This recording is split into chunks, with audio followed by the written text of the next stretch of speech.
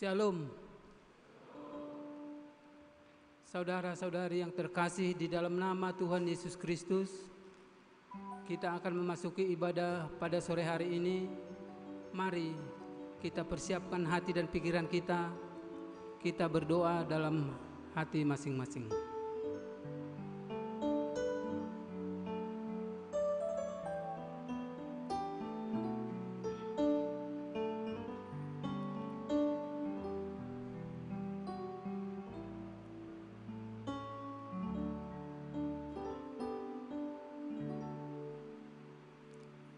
Mari kita puji Tuhan dari Kidung Jemaat 454 ayat 1 sampai ayat 3.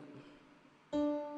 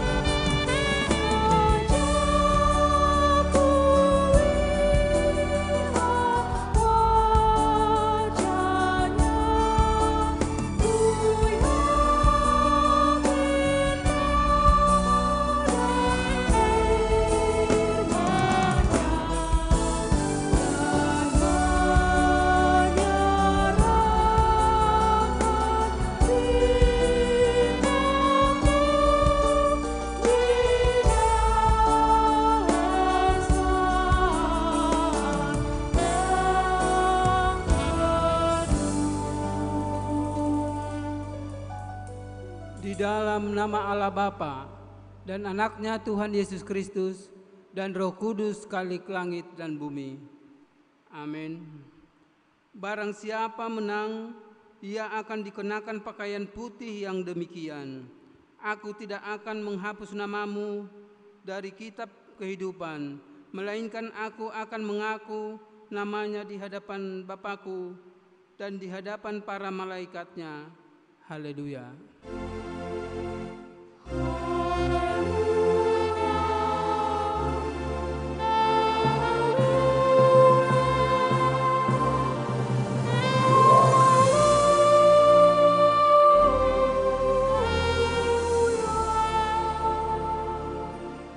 Kita berdoa. Ya Tuhan Allah, Tuhan orang yang mati dan yang hidup, kami adalah milik-Mu, baik pada waktu hidup maupun pada waktu mati. Sekalipun kami berjalan dalam lembah kematian, kami tidak takut, karena Engkau beserta kami. Maut dan kuburan tidak dapat menahan kami, karena Engkaulah Tuhan kami yang menebus kami menjadi milik-Mu. Kami berserah kepadamu agar kami senantiasa menjadi milik-Mu. Kami berserah kepadamu, kami dan tolonglah kami dalam pengorbanan Tuhan Yesus Kristus, Juru Selamat kami, agar kami memperoleh hidup yang kekal bersama-Mu. Amin.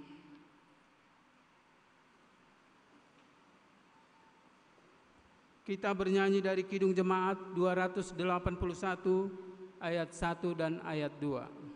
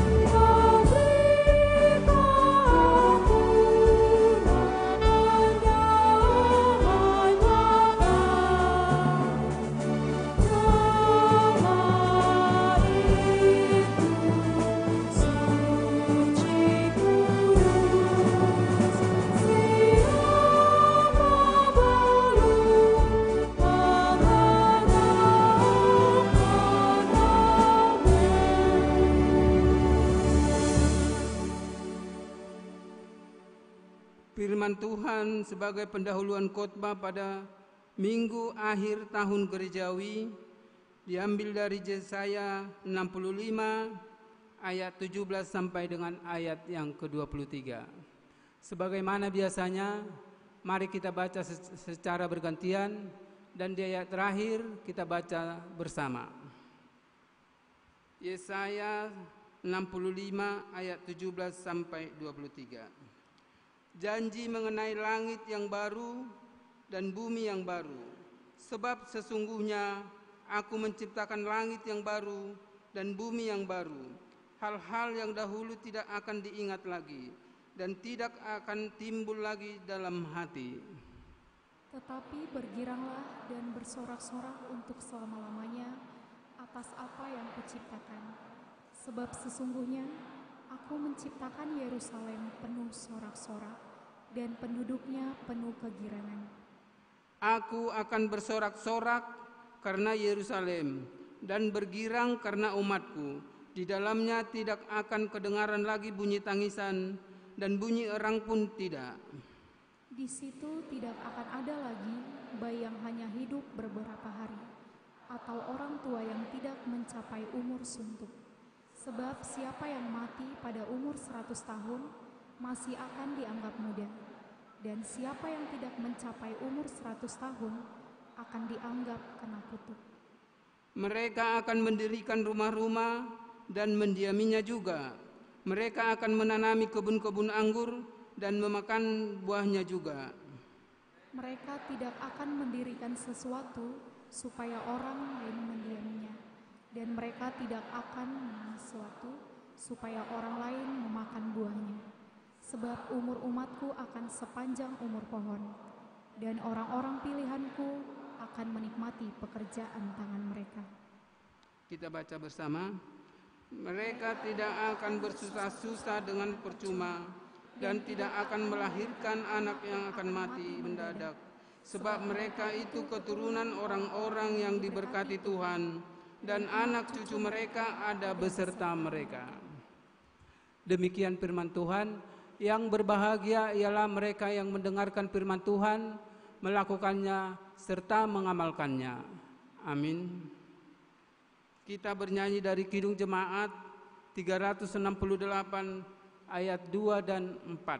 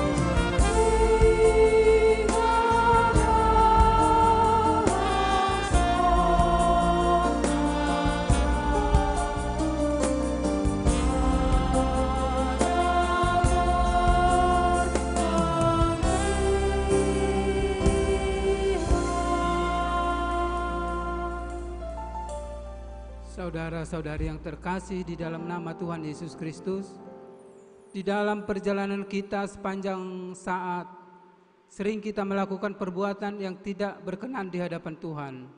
Oleh karena itu, saudara-saudari yang terkasih, mari kita datang ke hadapan Tuhan, memohon ampunan daripadanya. Kita berdoa dalam hati masing-masing.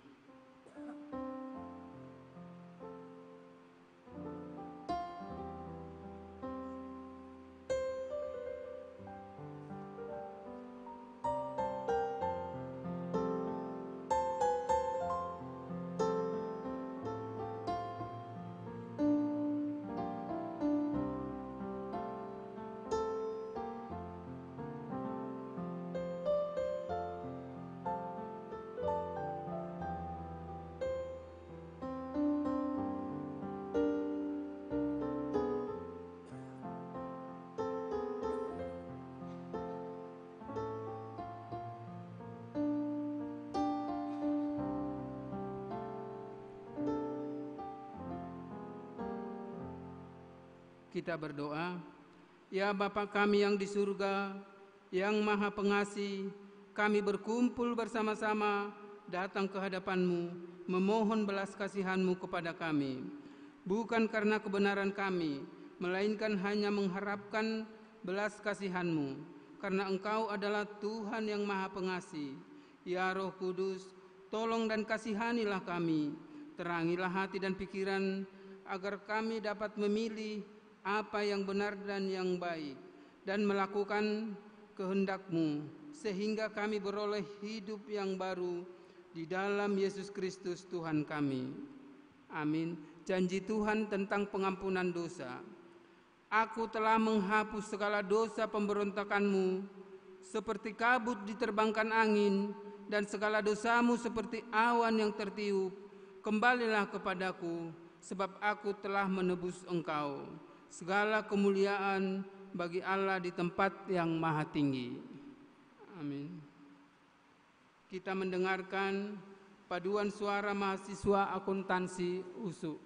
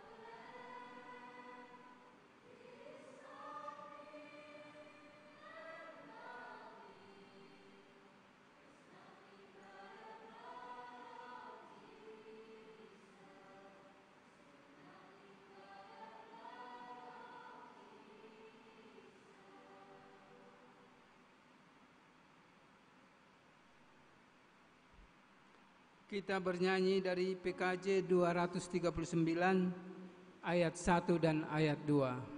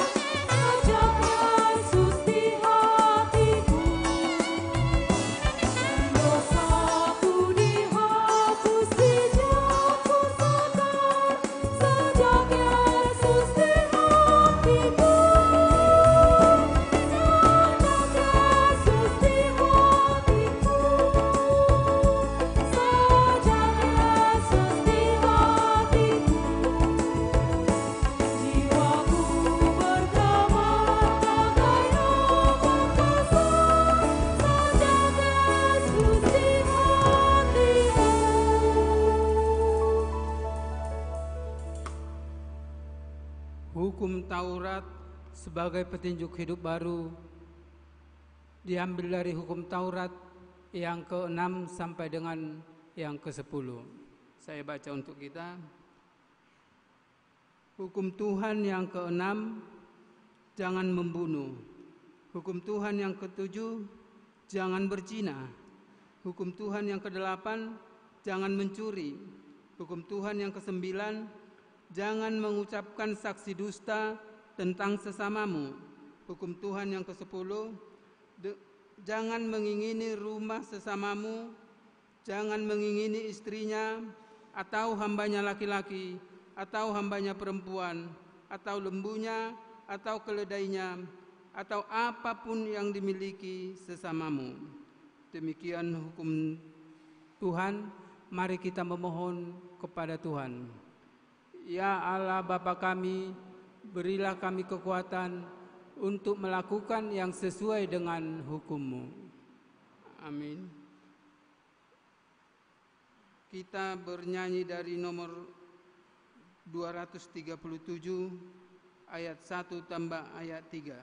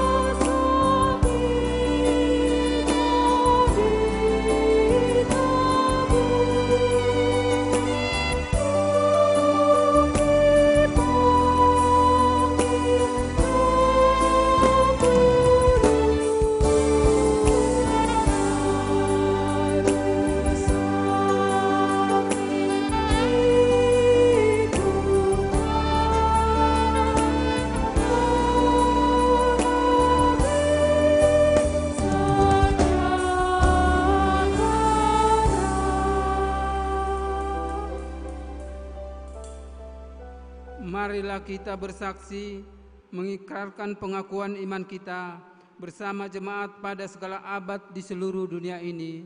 Kita ucapkan bersama. Aku percaya kepada Allah Bapa yang Maha Kuasa, Khalik langit dan bumi. Aku percaya kepada Yesus Kristus, Anaknya yang tunggal Tuhan kita, yang dikandung daripada Roh Kudus, lahir dari anak darah Maria, yang menderita di bawah pemerintahan Pontius Pilatus, disalibkan, mati dan dikuburkan, turun ke dalam kerajaan maut, pada hari ketiga bangkit pula dari antara orang mati, naik ke surga, duduk di sebelah kanan Allah Bapa yang Maha Kuasa, dan akan datang dari sana untuk menghakimi orang yang hidup dan yang mati. Aku percaya kepada Roh Kudus, gereja yang kudus dan am, persekutuan orang kudus, pengampunan dosa, kebangkitan daging, dan hidup yang kekal. Amin. Marilah kita mendengar, memperingati jemaat yang telah meninggal selama setahun ini.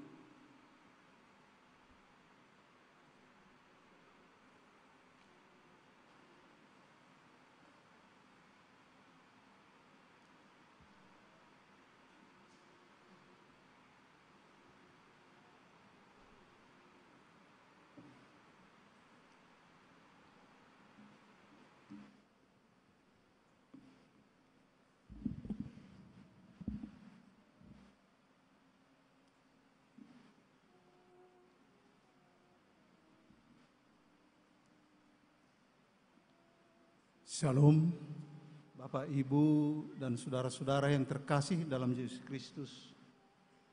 Pada hari ini tepat adalah hari Minggu sebagai akhir tahun gereja pada tahun 2023. Dan minggu-minggu yang akan datang adalah Minggu Adventis dan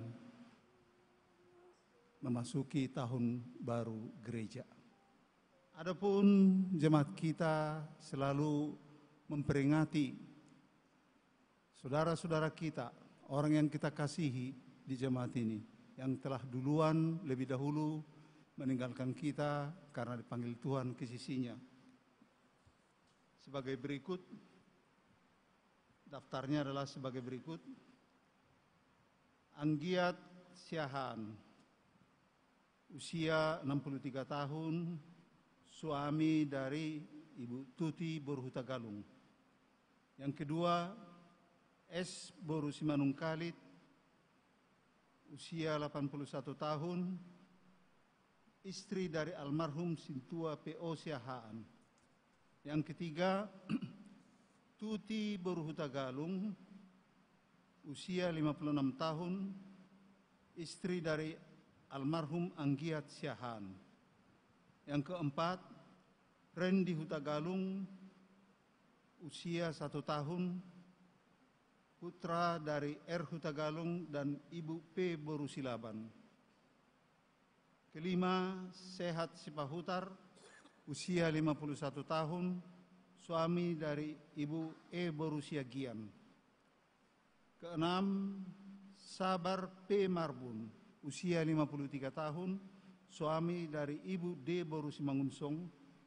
Ketujuh, Emil Gultom, usia 49 tahun, suami dari C. Ibu C. Borunebaho. 8. Tiominar Boru Pangaribuan, usia 67 tahun, istri dari Bapak Sintua M. Simatupang. 9. Maria Borusitorus, usia 82 tahun, istri dari almarhum Sintua Dr. Andos J. Silalahi. 10. Sintua Saidin Hasibuan, usia 67 tahun, suami dari almarhumah Herlina Borusitorus. 11. Togap Marpaung, usia 64 tahun, suami dari Ibu Sintua Murniati Borusiahaan. 12. Dr. Ramlan Kembaren MAP, usia 63 tahun, suami dari Ibu Dr. Bintang Borumarbun. 13, Romana Borunadeak, usia 70 tahun, istri dari Bapak LM Hutagaul, Lumban Gaul. Ke-14, Dr. Anda Tiursani Borulubis, MPD, usia 81 tahun, istri dari almarhum Sintua Insinyur STM Siahaloho. Itulah daftar orang-orang yang telah mendahului kita selama tahun gereja tahun 2023. Dengan demikian jumlahnya ada kaum bapak 7 orang, ibu 6 orang, dan anak-anak 1 orang. Berjumlah seluruhnya 14 orang.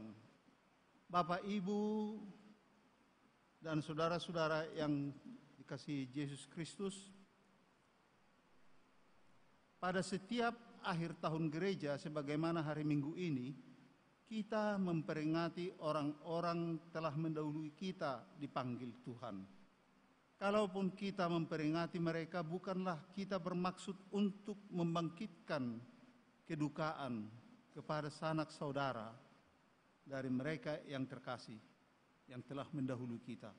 Tetapi untuk menanamkan kekuatan dalam batin kita, supaya kita oleh Tuhan terhibur.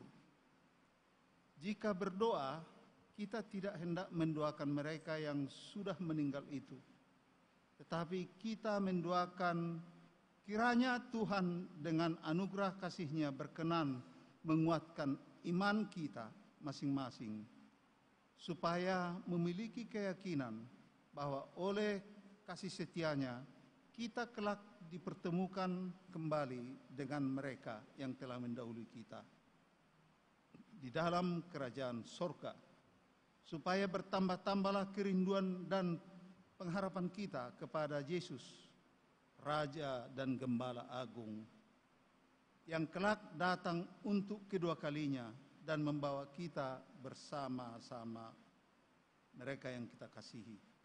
Itulah yang hendak kita renungkan pada saat kita memperingati orang-orang mati. Karena pertemuan itulah kita yang jikalau kita mengenang mereka yang kita kasihi, yang sudah lebih dahulu mendahului tempat, telah berada di tempat di sisi Tuhan. Adapun jumlah yang anggota jemaat yang telah dipanggil selama tahun gereja tadi telah disampaikan, yaitu 14 orang. Oleh karena itu, sebagaimana tertulis di Wahyu 20 ayat 12, menambah keyakinan kita bahwa Tuhan tetap ada bersama kita. Dan aku tak melihat orang-orang mati, besar dan kecil, berdiri di depan tahta itu.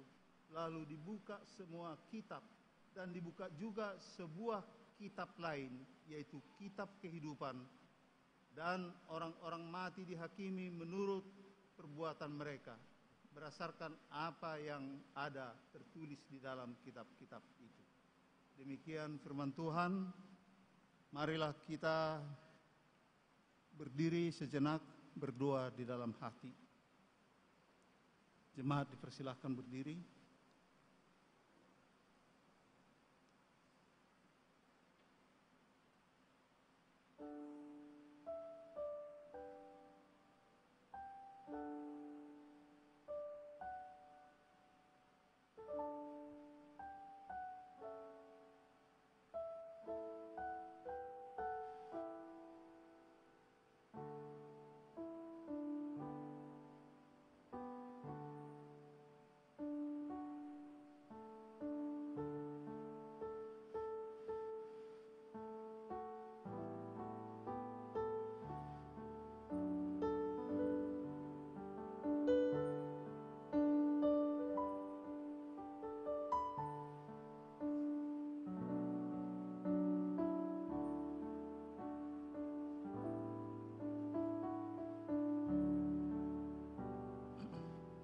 Amin.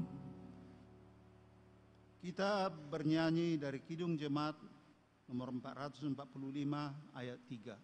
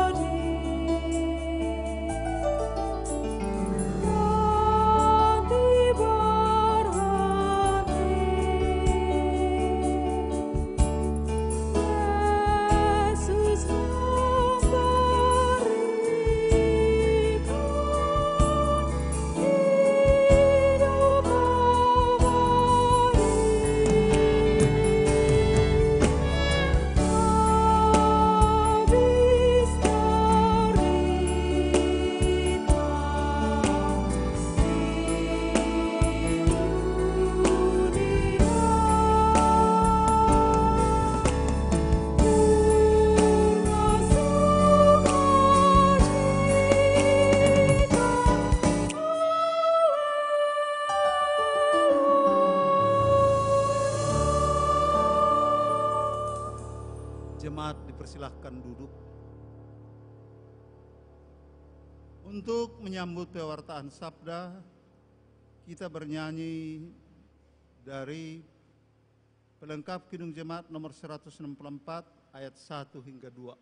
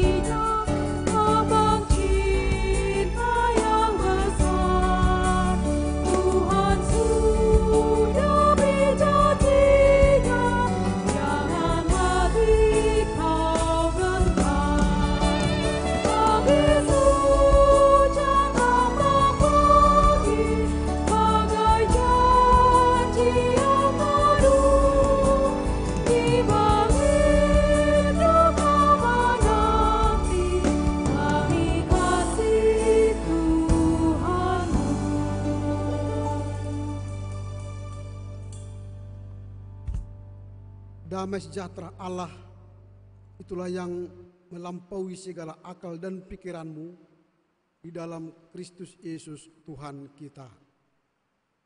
Amin. Firman Tuhan yang akan menjadi khotbah dalam minggu ke-25 setelah Trinitatis dan akhir tahun gerejawi, sekaligus mengenang kematian orang-orang yang kita kasihi di dunia ini, tertulis dalam kitab Wahyu pasal 21 ayat yang pertama hingga ayat yang keempat. Saya akan baca dari Alkitab terjemahan baru 2. Demikian tertulis, langit baru dan bumi yang baru. Lalu aku melihat langit yang baru dan bumi yang baru, sebab langit yang pertama dan bumi yang pertama telah berlalu, dan laut pun tidak ada lagi. Aku juga melihat kota yang kudus, Yerusalem yang baru, turun dari surga, dari Allah, yang berhias bagaikan pengantin perempuan yang berdandan untuk suaminya.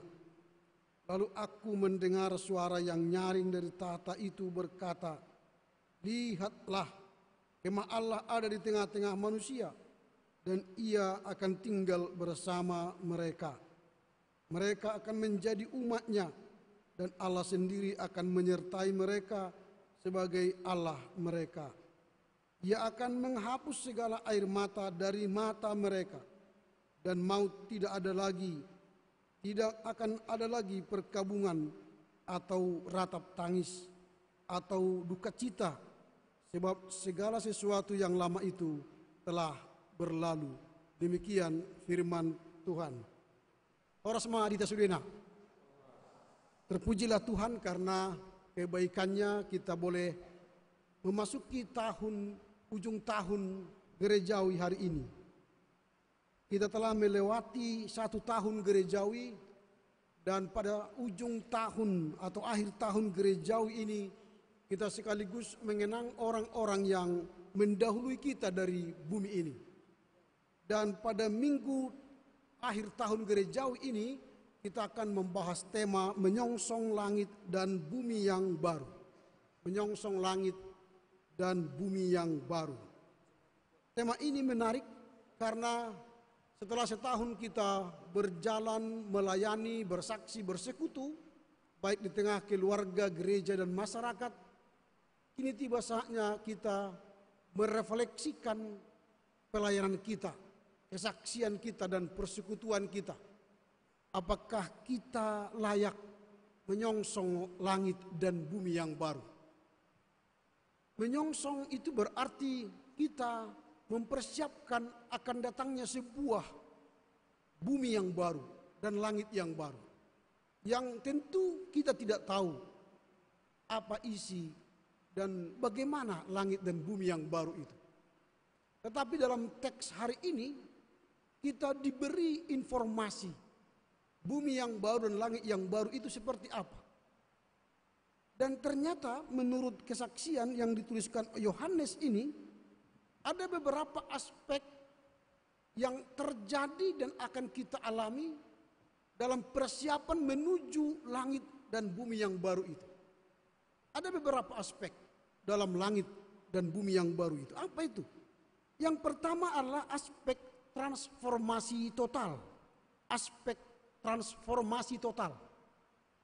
Ternyata dalam menyongsong langit dan bumi yang baru itu, kita membutuhkan terjadinya transformasi total. Perubahan yang total dari diri kita, sikap kita, perilaku dan tingkah laku kita. Kalau selama 1 tahun gerejawi ini kita belum mengalami transformasi yang total, maka langit dan bumi yang baru itu bukanlah milik kita. Tetapi itu mimpi dan masih kita perlu raih dengan perjuangan kita selama di bumi ini.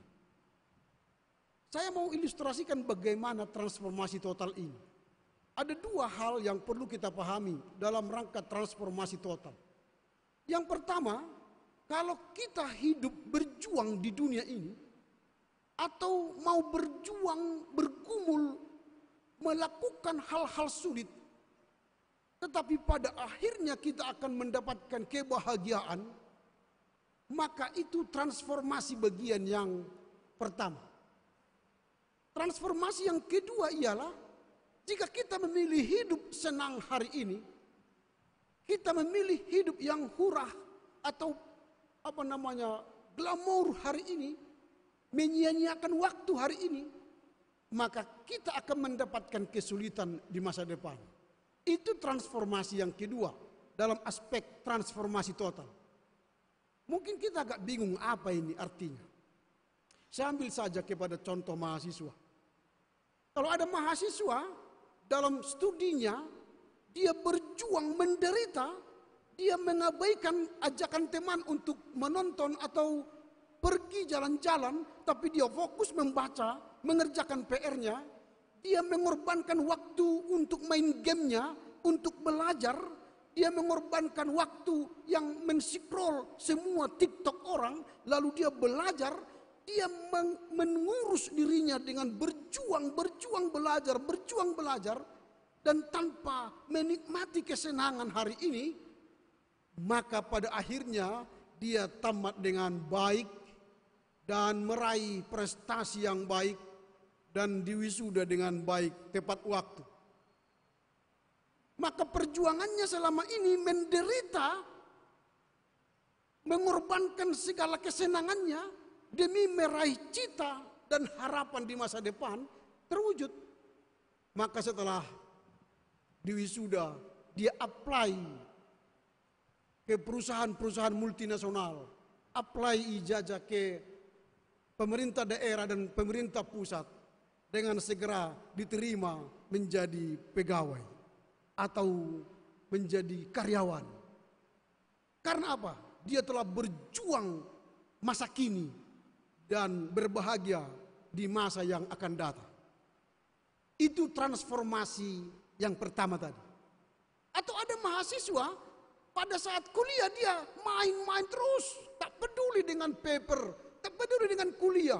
Dari 16 pertemuan dia hadir 14 pertemuan, paper-paper tidak pernah dikerjakan, dia hanya habis waktu game atau main di warung kopi atau main keluyuran malam, tidak mau peduli dengan kuliahnya. Memang tamat juga setelah 7 tahun. Dengan IP 2,2, 2,3, baguslah selesai. Akhirnya selesai juga gitu kan. Setelah itu apply ke perusahaan, apply ke pemerintah daerah pusat. Ditolak tahun pertama, ditolak tahun kedua, ditolak tahun ketiga, ditolak tahun keempat. Sampai tahun ke-10 pun tertolak. Mau berusaha sendiri pun tak punya kemampuan. Karena apa? Dia telah bersenang-senang masa kini, tapi akhirnya berjuang di masa depan. Pilih mana? Mau sakit hari ini, tapi bahagia masa depan, atau bahagia masa kini, sakit masa depan?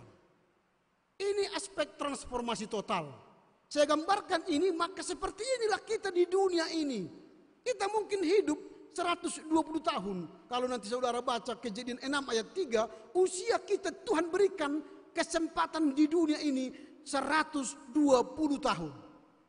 Tetapi pemazmur lebih realis mengatakan kita hidup hanyalah 70-80 tahun.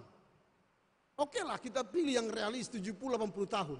Apakah selama 70-80 tahun ini kita berjuang transformasi total tadi, bagian yang menderita di dunia ini nanti di sorga senang, atau di dunia ini bahagia, menikmati dunia dan segala ciptaannya, tapi di neraka kekal menderita selama-lamanya? Pilih mana? Pasti pilih sorga lah, tapi pilih sorga tapi nikmat di dunia ini. Wah, itu pilihan kita. Pilihan yang kita dapatkan ialah kita mungkin dihina orang, dicaci orang, atau menderita karena banyak hal. Kita menderita karena pacar, menderita karena dosen killer, menderita karena ekonomi keluarga, menderita karena beban mental dari keluarga, cepat tamat, kapan wisuda. Menderita memang. Tapi katakan pada dirimu, hei penderitaan, ini sementara. Nanti aku akan bahagia setelah ini. Katakan pada dirimu, kalau engkau disakiti hati, disakiti orang lain hatimu, difitnah orang, apalagi macam-macam, katakan, hei ini sementara. Nanti di sana, di sorga, tak ada itu. Kan gitu kan? Atau katakan, tenang Pak, gitu kan? Aku ada di sini, kira-kira gitu kan? Bumi ini sementara. Coba kita baca tadi Yesaya 65. Orang yang mati 100 tahun dianggap apa katanya? Mati muda itu, 100 tahun. Dan orang yang mati di bawah 100 tahun itu artinya mati yang dikutuk katanya. Kita mati di bawah mana? Gak ada yang 100 tahun ya. Tadi 81 tahun tertua. Apakah kita masih terkutuk semua itu? Wow, ini kan perenungan ini. Mati 100 tahun katanya masih mati muda. Maka engkau diberikan umur suntuk. Umur suntuk ini apa ini? Umur yang mungkin dia sudah bosan di dunia ini. Bahkan dia sudah berkata, Tuhan panggillah aku. Udah suntuk aku di dunia ini. Tapi enggak Tuhan panggil juga. Ada orang seperti sudah 90 tahun umurnya. Dia berdoa, Tuhan panggillah aku Tuhan. Udah suntuk kali aku di dunia ini. Tapi Tuhan tak panggil-panggil. Tapi ada orang yang setahun, yang beberapa bulan, beberapa hari, meninggal tiba-tiba. Ada orang yang 20 tahun, 1 tahun, ada yang 17 tahun, meninggal tiba-tiba. Ini persoalan kita. Yang mau saya katakan ialah, selama kita entah berapa tahun di dunia ini, jadilah memiliki transformasi total. Pilih yang mana. Mau menderita di dunia yang sementara ini, tetapi di sorga nanti engkau memuji Tuhan. Karena tidak ada lagi tangis penderitaan dan kertak gigi.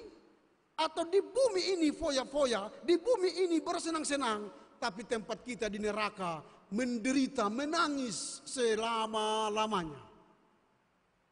Saya yakin yang hadir saat ini pastilah memilih menderitalah sekarang, tapi masuk surga. Amin. Enggak ada yang mengaminkan. Berarti pilih yang kedua berarti. Bahagia di bumi ini, tapi masuk neraka. Amin. Wah enggak juga. Enggak tahu berarti pilihannya mana ini. Berarti golput semua. Tidak masuk surga, tidak masuk neraka. Enggak ada pilihannya. Harus ada pilihan neraka atau surga. Maka sering juga saya katakan, surga itu perjuangan, neraka enggak. Enggak perlu perjuangan ke neraka. Tumbuk aja temanmu sampingmu sekarang udah penghuni neraka gitu. Tapi supaya jangan masuk neraka, baiklah sama temanmu, senyum, hai, hai gitu kan. Sapa kiri kanan, hai. Itu berjuang itu. Walaupun sakit hatimu dibuatnya, tapi senyum aja sama dia. Itu orang surgawi itu. Orang surgawi kan gitu kan. Ya, kurang ajar kau ya, iya juga. Itu kan. Lembut juga katanya, tapi menyakitkan. Memang itulah ya, kurang ajar juga kawan ini katanya. Ini perjuangan. Itu aspek yang pertama. Aspek yang kedua, dalam langit dan bumi yang baru ialah akan muncul kota suci Yerusalem yang turun dari sorga seperti mempelai perempuan. Jadi langit dan bumi yang baru itu bagaikan kota Yerusalem baru yang penuh dengan kesucian. Dia turun dari sorga, pemberian Allah, lalu kita menjadi pengantin. Dia seperti pengantin perempuan, berarti kita pengantin laki-laki. Makanya harus ada persiapan. Memasuki langit dan bumi yang baru itu perlu persiapan. Seperti orang yang mau menikah. Orang yang mau menikah dalam tradisi Batak kan harus ada marhusib, marhori-hori dingding, marhata sinamot, martupol, baru unjuk pamasu-masuon, maradat, baru sah menikah. Berarti ada persiapan secara teknis, beli baju pengantin, beli baju atau cincin pengantin, sepatu, macam-macam. Dipersiapkan. Itu pernikahan. Begitulah kita menuju dan menyongsong langit dan bumi yang baru itu, kita persiapan selama di dunia ini. Jadi selama 70 atau 80 tahun di dunia ini, kita ini adalah persiapan pengantin laki-laki. Jadi katakan pada dirimu, aku akan menjadi pengantin yang siap menikah dengan Yerusalem baru. Berarti saya harus baik-baik, kan gitu kan? Namanya pun persiapan. Kalau tidak baik bisa gagal pernikahan. Ini yang kedua, aspek yang kedua, akan ada kota Yerusalem yang baru, yang akan turun dari sorga. Dan kita akan bersiap memasuki kota suci itu. Aspek yang ketiga ialah dekatnya Allah dengan manusia. Setelah turun bumi itu, surga ke bumi tadi, lalu di situ akan ada kemah, lalu di kemah itulah Allah bersama-sama dengan kita, Allah dekat dengan kita. Kalau kita baca tadi ayat yang ketiga, dikatakan begini. Lalu aku mendengar suara yang nyaring dari tahta itu berkata, lihatlah kemah Allah ada di tengah-tengah manusia dan ia akan diam bersama-sama dengan mereka. Jadi di kemah itu Allah dekat dengan kita. Jadi untuk menyongsong langit dan bumi yang baru, Allah mendekatkan diri kepada kita dalam kemah. Bumi ini adalah kemah kita sementara. Kalaupun kita menciptakan rumah, kemah kita yang kita ciptakan oleh tangan kita, itu tempat tinggal kita sementara. Kemah kita yang sejati ada di surga, di Yerusalem yang baru. Yang bukan dibuat oleh tangan kita, tetapi disediakan oleh Allah. Ini aspek yang ketiga, bahwa Allah dekat dengan kita. Itu sebab dia berkata, Immanuel, Allah beserta kita, bersama kita. Jadi pastikan Allah telah dekat ke kita dan bersama kita di kemah sementara ini, di bumi ini. Supaya apa? Kita dapat menyongsong langit dan bumi yang baru. Itu aspek yang ketiga. Aspek yang terakhir, yang keempat ialah akan terjadi pemulihan dan penghiburan. Katanya tadi di ayat 4 begini, bahwa kita akan melihat Tuhan menghapus segala air mata dari mata mereka. Maut tidak akan ada lagi, tidak ada lagi perkabungan, ratap tangis, duka cita. Itu berarti langit dan bumi yang baru itu dipenuhi dengan sukacita, damai, sejahtera. Di sana akan ada pujian, pujian, pujian. Orang akan selalu bernyanyi, bernyanyi, bernyanyi. Maka saya senang tadi ketika mahasiswa STIE tadi ya, menyanyikan, dari apa entah sekolah apalah kalian, bernyanyi di sini, mempersembahkan nyanyian, itu latihan masuk surga itu. Jadi kalau sering kalian menyanyi pujian, nyanyi pujian, itu latihan masuk surga. Jadi kalau ingin masuk surga, hidup yang kekal, bertransformasi yang total tadi, mulailah melatih dirimu bernyanyi, bernyanyi untuk Tuhan.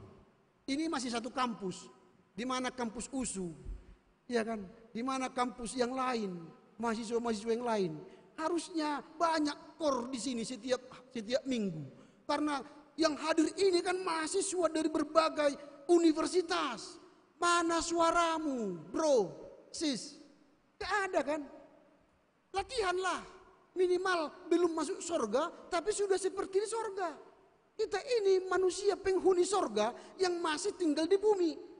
Kita ini adalah penghuni surga yang masih tinggal di bumi. Kalau ingin pun cepat-cepat ke sana enggak apa-apa. Ada yang mau ingin cepat-cepat ke sana? Enggak ada ya. Belum menikah, belum tamat wisuda, belum wisuda aku Pak Pendeta, belum menikah, belum punya rumah, belum punya anak, gitu kan? Oke lah, terserahlah kapan kalian mau ke surga. Yang pasti selama di dunia ini Anda penghuni surga. Amin. Wah, suaranya juga sepi. Agak mungkin, saya ragu penghuni surga enggak ini semua ini. Ini yang keempat. Pastikan tidak ada lagi di situ ratap tangis. Artinya Allah memberi kita penghiburan. Sekarang apa yang menjadi renungan kita dalam minggu ujung tahun atau akhir tahun gereja ini? Dan sekaligus mengingat orang yang mati. Yang pertama yang kita bawa pulang dari minggu ini, sekaligus mengenang orang yang mati, yang pertama ialah kita punya harapan dan pengharapan. Apa maksudnya itu? Tadi nama-nama telah dibacakan di sini. Yang meninggal ada 14 orang. Kita masih mendengar nama mereka disebut. Suatu saat namamu yang disebut di situ. Suatu saat namamu disebut di situ. Sekarang kita masih mendengar nama orang disebut. Tapi suatu saat namamu disebut di situ. Jangan takut. Pasti itu. Apa buktinya? Coba lihat tanganmu sebelah kanan. Apa yang tertulis di sana? M. Sebelah kiri. Apa tertulis? M. Memento mori. Memento mori. Artinya apa? Mesti mati. Bilang sama dirimu, mesti mati. Dan kamu tidak tahu kapan kau mati. Karena itu persiapkanlah dirimu mati. Itu artinya memento mori. Kau bangun pagi, memento mori, mesti mati. Ya Tuhan, hari ini aku rupanya mau mati. Tuhan, ampuni dosaku Tuhan. Nah gitu kan. Seolah-olah engkau mati hari ini. Maka persiapkanlah dirimu menjadi pengantin supaya jadi menikah dengan kota Yerusalem baru itu. Karena apa? Engkau mesti mati. Memento mori. Gak bisa. Lihat jarimu tanganmu itu. Mesti mati. Hanya ada satu takdir orang Kristen. Apa itu? Mati. Orang Kristen menolak ajaran takdir. Tetapi satu takdir yang tidak bisa kita tolak. Mesti mati. Maka sadarlah, wahai manusia, engkau mesti mati. Maka kita punya pengharapan sekarang. Kalau kita mesti mati, ya Tuhan, berilah aku kesempatan sebelum engkau memanggil aku siap mati. Bagaimana siap mati? Baca kitab suci, doa tiap hari. Lakukan perintah Tuhan. Berlakulah baik kepada orang tuamu. Berlakulah baik kepada temanmu. Berlakulah baik kepada dosenmu. Supaya apa? Engkau tamat segera dan bisa kerja segera. Membahagiakan orang tuamu. Memberi gaji pertama kepadamu, kepada orang tua atau kepada Tuhan. Ini kan? Ini membahagiakan. Ada harapan-harapan kita menjadi orang yang baik. Nanti pulang ke rumah, ke kos-kosan, terus lihat tangan, mesti mati. Mesti mati. Besok lagi lihat, mesti mati. Wah, oke lah, siaplah mati. Supaya ketika Tuhan datang, maka Tuhan lihat kita sudah siap. Karena apa? Kita ditemuinya setia. Membaca Alkitab, setia berdoa, setia ke GKPI Pamen setiap minggu, setia melakukan kebaikan. Maka kalaupun hari ini Tuhan memanggil aku mati, pastilah namaku disebut di sorga. Bukan nama kita disebut di neraka. Itu. Karena tidak ada yang kita sombongkan di dunia ini. Walau kalian nanti sukses ya, punya rumah 10, punya mobil 10, entah mobil apa, Lexus atau Alphard, toh yang membawamu ke kuburan ambulansnya. Enggak bisa Lexus, yang membawa kita hanya ambulan. Rumah kita toh 2 kali 1-nya, walau 10 rumahmu 2 kali 1 nanti di Son Maradian kan. Jadi harapan kita sekarang, bangunlah bahwa engkau akan mati masuk surga. Itu yang pertama. Yang kedua, mulailah transformasi total dalam hidupmu. Pilih mana? Menderita di bumi ini tapi bahagia di surga, atau bahagia di bumi ini tapi neraka bagian kita, menderita kekal. Maka sekaranglah persiapkan pilihan. Pilihan itu hanya ada 2 dan itu dipilih kini dan di sini. Kalau sudah mati nggak bisa lagi milih. Tinggal tunggu penghakiman. Tapi sekarang waktu kita memilih.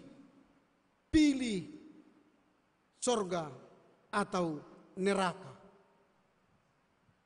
Pastikan jalan kita menuju mana. Sehingga entah berapa tahun pun kita di sini, pertobatan kita ini jelas tujuannya sorga. Itu yang kedua. Yang ketiga, apa yang mau kita renungkan dari minggu ujung tahun, akhir tahun gereja ini sekaligus mengenang orang-orang yang mati, ialah kita harus peduli dengan sesama. Allah datang membawa surga itu, dan dia datang ke kemah itu mendekatkan diri dengan kita, itu karena Allah peduli dengan kita. Dia tidak ingin kita masuk neraka, dia ingin kita masuk surga. Maka dia turun dari singgasana menjadi manusia, dia mati di Golgota mengorbankan anaknya yang tunggal, supaya apa? Kita beroleh kehidupan yang kekal. Kalau Allah saja mau peduli manusia yang berdosa untuk selamat, maka kita pun pedulilah dengan sesama kita. Jangan engkau aja yang masuk surga, bawalah teman-temanmu masuk surga, bawalah orang tuamu masuk surga, bawalah opungmu masuk surga, bawalah orang lain masuk surga. Peduli dengan cara apa? Bersama dengan mereka, berbincang dengan mereka, berteguran dengan mereka. Sekarang orang bertemu tidak lagi teguran, sudah lebih kepada dekat dengan gadgetnya. Bersama tapi itu kan yang dia lihat ini terus. Apa tadi? Apa? Oh iya. Oh. Apa tadi? Apa? Oh iya. Tapi kesininya perhatiannya. Sebentar-sebentarnya dia dengar orang bicara, tapi kesini terus. Itu namanya gabing. Gabing itu apa? Snapping and phone. Gabing itu mengabaikan orang gara-gara phone, gara-gara telepon. Ini terminologi baru sekarang. Hati-hati dengan gabing, mengabaikan orang. Tidak peduli lagi dengan orang, lebih peduli dengan phone, dengan handphonenya. Bertemu bapaknya, iya pak, oke ya pak, oke. Bertemu opungnya, iya ya punya, oke ya punya. Ya. Tapi kesini semua perhatiannya. Itu namanya gabing, snapping phone, mengabaikan orang. Ini apa namanya? Perilaku yang tidak baik. Lebih suka dengan benda mati daripada orang yang hidup. Hindarilah itu. Pedulilah dengan sesama. Kalau Tuhan gabing dengan kita, ketika Tuhan tolonglah, Tuhan aku biar tamat. Tuhan kita, emangnya lu siapa? Di gereja aja pun kau abai dengan saya. Udah masuk gereja masih pegang pon, gini-gini terus kan. Abai dengan Tuhan. Bagaimana mungkin Tuhan mendengar doa dan permohonan kalau engkau gabing dengan Tuhan? Peduli dah dengan sesama manusia. Supaya apa? Tuhan peduli dengan engkau. Tuhan menolong engkau. Tuhan memberkati engkau. Tapi kalau engkau gabing dengan Tuhan, jangan harap pertolongannya. Yang terakhir, apa yang hendak kita lakukan dalam masa akhir tahun gereja ini, sekaligus mengenang orang-orang yang telah meninggalkan kita. Yang terakhir ialah pujilah Tuhan dalam hidupmu. Pujilah Tuhan dalam hidupmu. Jadi saya katakan tadi, syukurlah mereka sudah mulai memberikan. Mudah-mudahan ini setia ya. Minggu depan datang lagi, nyanyi lagi. Jangan hanya untuk hari ini nyanyi. Setia. Jadi orang yang setianya yang diberi Tuhan mahkota kemuliaan dan mahkota kehidupan. Kalau hanya tampil sekali, habis itu hilang lenyap, itu tidak setia namanya. Memuji Tuhan, itu akan terjadi di bumi dan di sorga. Orang yang sering bernyanyi di bumi memuji Tuhan, maka di sorga pun dia akan disuruh bernyanyi memuji Tuhan. Jadi latihlah dirimu sekarang bernyanyi di bumi ini. Supaya di sorga pun pekerjaan kita hanya bernyanyi. Tidak ada lagi menangis, tidak ada lagi menderita, tidak ada lagi katak gigi, tidak ada lagi masalah-masalah. Tugas kita di sana hanya menyanyi, puji Tuhan. Bisa menyanyi dalam bahasa Batak Toba, bahasa Batak Simalungun, Angkola, Nias, entah bahasa Inggris seperti tadi, tidak apa-apa. Supaya terlatih kita bernyanyi dalam berbagai bahasa nanti di sorga. Lalu dipanggil nanti, siapa jemaat GKPI di sini? Wah, aku bukan GKPI, tapi sering di GKPI pamer. Oh iyalah, gak apa-apa. Nyanyikan dulu nyanyian yang kau sukai selama di bumi. Aduh Tuhan, lupa aku katanya. Itu karena tidak terlatih. Maka sekarang latihlah dirimu minimal satu hari lagu pujian. Maka engkau sudah melatih dirimu masuk surga, bertemu pengantin kota suci Yerusalem. Kiranya firman Tuhan ini memberi kita kemampuan menyongsong langit dan bumi yang baru yang hendak Tuhan berikan kepada kita melalui apa? Transformasi total dalam kehidupan kita sehari-hari. Melalui apa? Kita melakukan perubahan, pemulihan, dan kemudian kita dekat dengan Allah. Kemudian kita melakukan menemui pengantin baru, yaitu kota suci Yerusalem. Tuhan Yesus memberkati kita. Amin. Kita berdoa. Terima kasih Bapa. Firman-Mu hari ini mengajak kami untuk menyongsong langit dan bumi yang baru. Kami diharap oleh firman ini untuk mengubah kehidupan kami, mengalami transformasi total, menyambut kota suci Yerusalem seorang pengantin yang siap untuk menerima mempelai. Kami akan melakukan perubahan-perubahan sehingga dalam hidup kami kelak di sorga akan menikmati pujian yang kekal. Tidak ada lagi kertak gigi, ratap tangis, penderitaan. Karena Engkau memulihkan dan menghibur kami selama-lamanya. Mampukan kami mengerti firman-Mu ini, melakukan dalam kehidupan sehari-hari, sehingga kami layak memasuki langit dan bumi yang baru. Amin. Kita sambut firman Tuhan.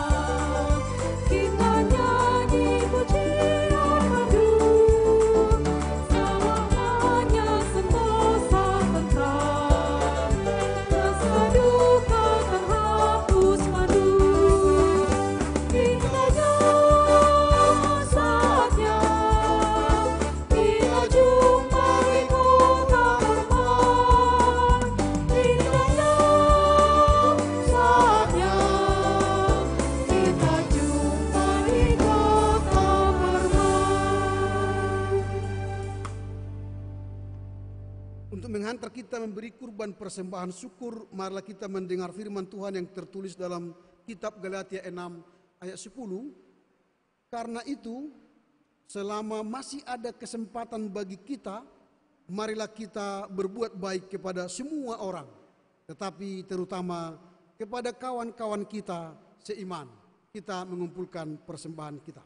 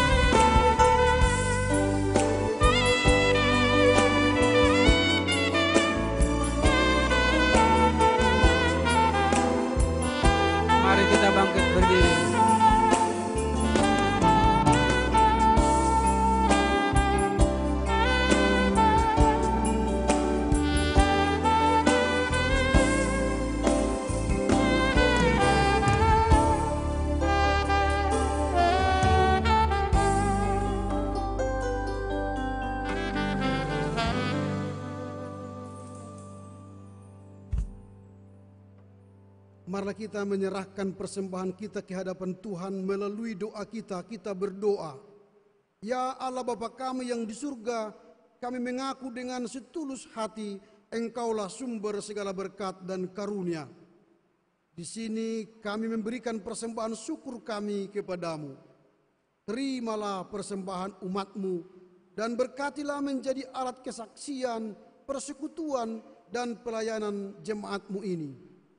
Jadikanlah hidup kami persembahan yang berkenan kepadamu, dan pakailah hidup kami untuk turut menghadirkan tanda-tanda kerajaan-Mu di seluruh dunia ini. Kasih, keadilan, dan damai sejahtera, sukacita. Bukalah hati kami oleh Roh Kudus-Mu, agar kami senantiasa mengucapkan syukur kepadamu. Di dalam nama Yesus Kristus Tuhan kami. Amin.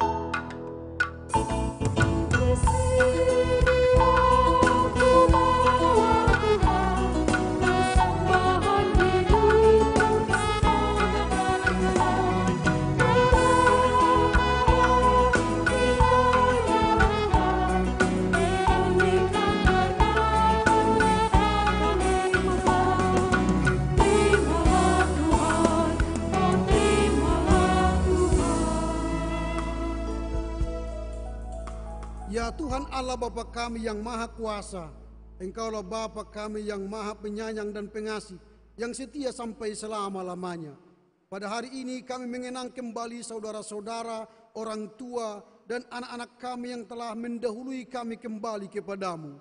Engkaulah yang mengenal kami, yang mengetahui pengharapan dan kerinduan kami, dan Engkaulah yang berkuasa untuk membukakan pintu surga kepada semua orang yang Engkau kasihi. Pada saat ini kami juga mengingat akan ajal kami dan hari-hari kami yang semakin habis. Demikian pula kami merenungkan kebangkitan dari antara orang mati.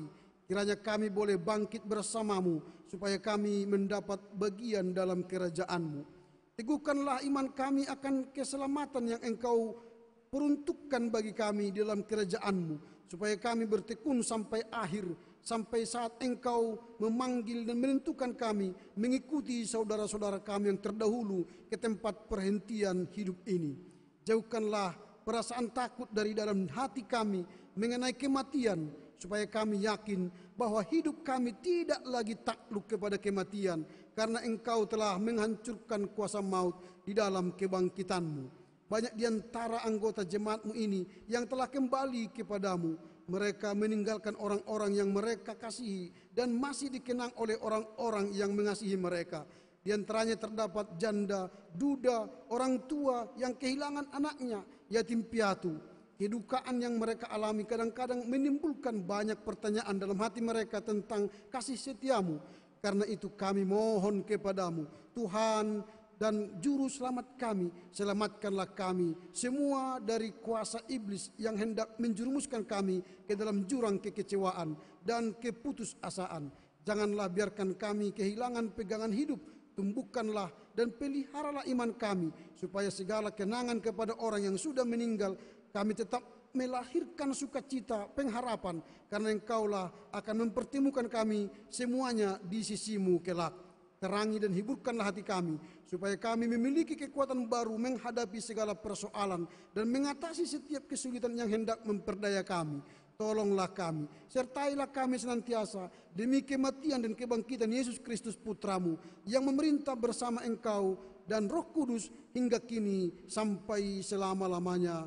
Amin. Bapa kami yang di surga, dikuduskanlah nama-Mu, datanglah kerajaan-Mu, jadilah kehendak-Mu di bumi seperti di surga. Berikanlah kami pada hari ini makanan kami yang secukupnya, dan ampunilah kami akan kesalahan kami, seperti kami juga mengampuni orang yang bersalah kepada kami. Dan janganlah membawa kami ke dalam pencobaan, tetapi lepaskanlah kami dari yang jahat.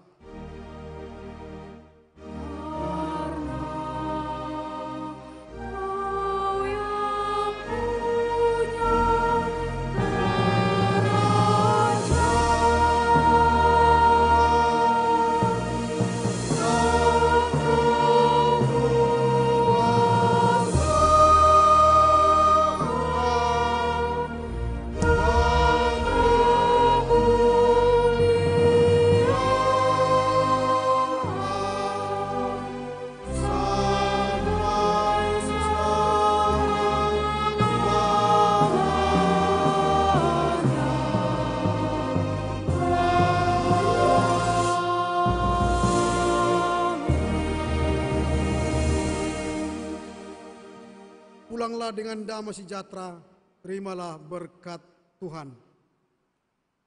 Tuhan memberkati engkau dan melindungi engkau. Tuhan menyinari wajahnya kepadamu dan memberi engkau kasih karunia. Tuhan menghadapkan wajahnya kepadamu dan memberi engkau damai sejahtera. Amin.